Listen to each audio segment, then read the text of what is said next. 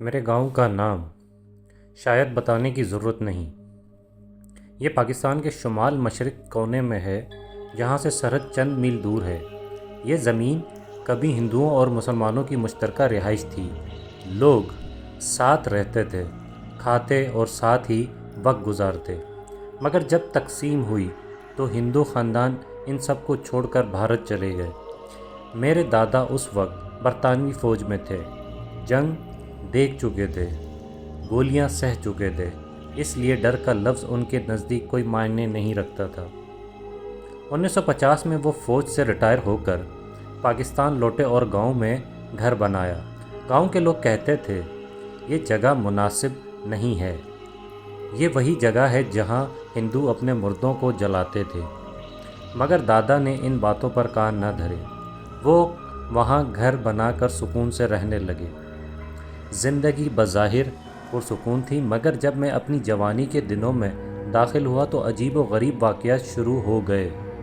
رات کے آخری پہر جب میں پورا گاؤں سو رہا ہوتا اور بجلی کی غیر موجودگی میں اندھیرا سب کچھ نگل لیتا، میں اچانک جاگ جاتا، آنکھیں کھلی رہتی، ایک عجیب احساس طاری ہوتا، جیسے کمرے کی زمین پر کوئی چیز رینگ رہی ہو۔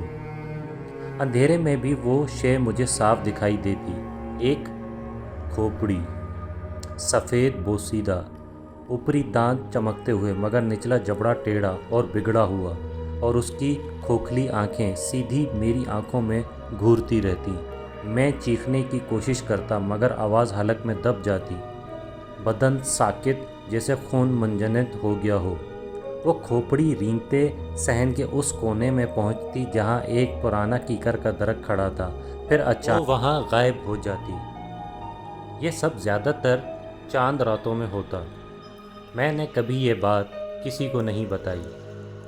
دن میں بھی اس کیکر کے درخت کے قریب جانے کی ہمت نہ ہوتی۔ میں جانتا تھا یہ وہم نہیں، یہ خواب نہیں، حقیقت تھی۔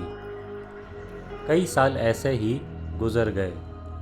پھر ایک دن میرے والد نے گھر بڑھانے کا فیصلہ کیا۔ پرانے درخت کاٹنے لگے، جن میں وہ کیکر بھی شامل تھا۔ جب بنیاد کے لیے زمین کھودی گئی تو مزدوروں کے ہاتھ کچھ ہڈیاں آئیں اور ایک کھوپڑی پتھر کا بت بن گیا، وہی ٹیڑھے جبڑے والی کھوپڑی جو برسوں سے راتوں کو دیکھتا رہا تھا۔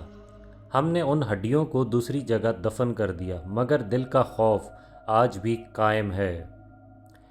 اب میں 50 برس کا ہوں، وقت بدل گیا ہے، گھر بھی نیا لگتا ہے، مگر جب بھی آنکھ بند کرتا ہوں تو وہ کھوپڑی، اس کی خالی آنکھیں اور اس کا رینگتا ہوا وجود میرے دل کو، دماغ کو ڈراتا ہے۔